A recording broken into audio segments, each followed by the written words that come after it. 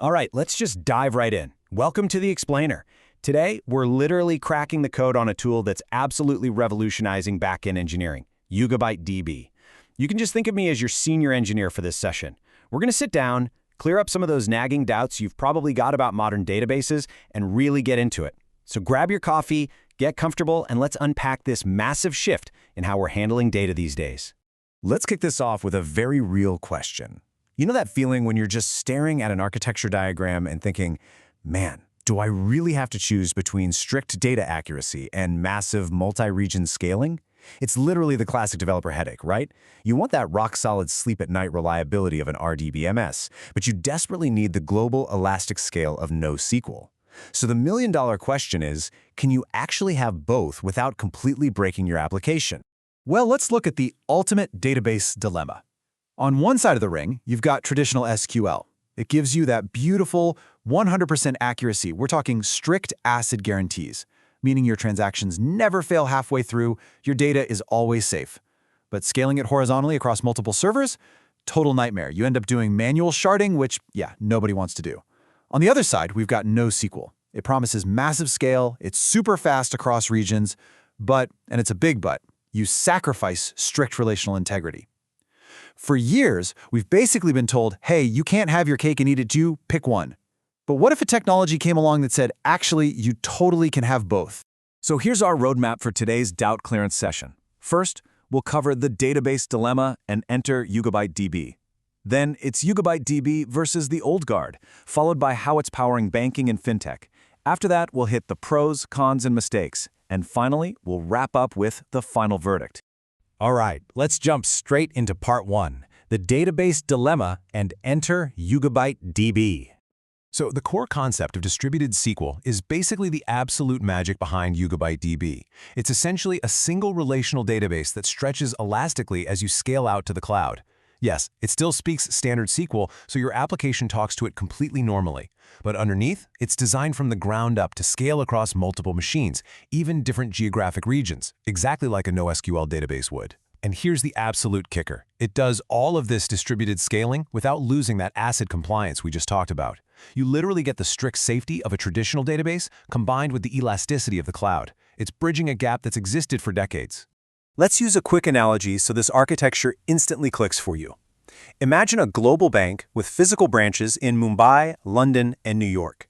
Now, every single branch needs to operate independently and super quickly for the customer standing right in front of them, but they absolutely must share the exact same updated financial ledger instantly, right? If someone withdraws money in Mumbai, the system in New York needs to know about it that very second to ensure there is zero chance of double spending or conflicting records. YugabyteDB operates exactly like that perfect global ledger. It physically distributes the data worldwide to be close to the users, but it keeps the underlying accounting perfectly, flawlessly synchronized. Moving right along to section 2, YugabyteDB versus the old guard. Let's see how they stack up. Okay, feature comparison time. Look at traditional SQL. It gives you ACID compliance, but horizontal scaling is hard and global latency is high. NoSQL, it usually drops ACID compliance for the sake of speed, but horizontal scaling is easy and global latency is low. Then we have YugabyteDB. It maintains that ACID compliance perfectly, horizontal scaling is a breeze, and your global latency stays incredibly low. It effectively cherry-picks the absolute best features from both the traditional and NoSQL columns. And it's not magic. It's just a brilliantly designed distributed architecture using advanced consensus protocols under the hood. Which perfectly tees up Section 3, powering banking and fintech. So why are high-stakes, multi-million-dollar industries completely obsessed with this architecture? Well, let's walk through a real-world scenario.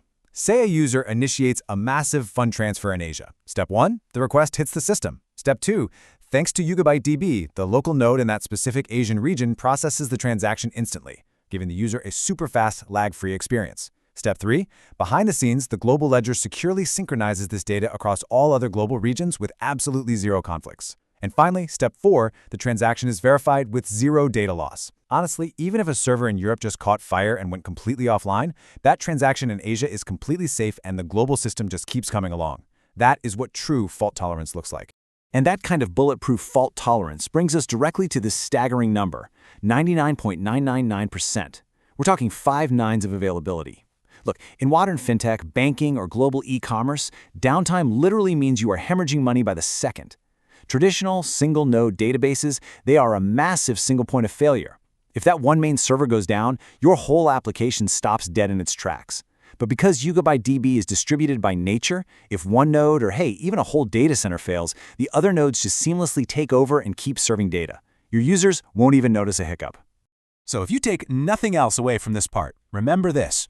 YugabyteDB is purpose-built for multi-region, high-availability global applications where downtime equals lost money.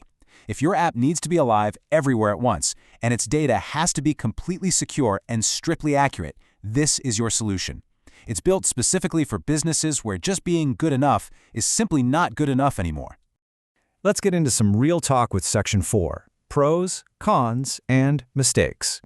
Let's start with the pros. Why do developers actually love working with this? Well, number one is extreme high availability, which we just thoroughly geeked out over. Number two, and honestly this is a game changer for us developers, is strong Postgres compatibility. You don't have to go learn some weird, obscure new query language. If you know Postgres, you essentially already know how to query YugabyteDB. Number three is seamless horizontal scaling. When your app goes viral, you literally just add more nodes. And number four, it's a completely cloud-native architecture, so it runs beautifully on Kubernetes, AWS, Google Cloud, or really wherever you want to deploy it. But hold up a second. As a good engineer, you need to know the flaws too.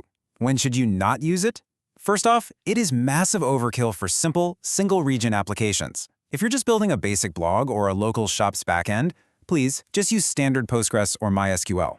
Don't overcomplicate your life. Second, there's definitely a steeper learning curve for complete beginners trying to wrap their heads around distributed architectures. And third, because it uses multiple nodes to ensure safety and replication, your initial infrastructure costs are definitely going to be higher for small-scale projects. You know the golden rule. Always pick the right tool for the job. And that leads me to the absolute biggest trap I see junior developers fall into: treating a distributed SQL database exactly like a single-node local database. You have to remember, in a distributed system, your data lives on different physical machines, maybe even across different countries. If you write a sloppy SQL query that does a massive join operation across millions of rows without thinking about how that data is distributed, you are going to hit a wall of massive network latency. The database literally has to pull that data over the network just to join it. You have to start thinking spatially about where your data physically lives. All right, bringing it all together now. Section 5, the final verdict. Here is your ultimate rule of thumb to take away from this explainer today. You might even want to write this down in your mental notebook. Choose YugabyteDB when your data must be perfectly accurate, absolutely cannot be lost, and it must be infinitely scalable across the globe. Basically, when you've outgrown traditional SQL databases, but you absolutely cannot afford to compromise on those strict ACID guarantees, YugabyteDB is the bridge that's going to get you to the next level of back-end engineering. Which brings us to a final question for you to chew on. Take a hard look at your current architecture today. Are you ready to migrate to a truly modern, distributed setup? Or is your current database quietly holding your application's growth back? It's a big question for sure, but answering it honestly could completely change the trajectory of your product. Thank you so much for joining me for this explainer. Keep learning, keep scaling, and I'll catch you on the next one.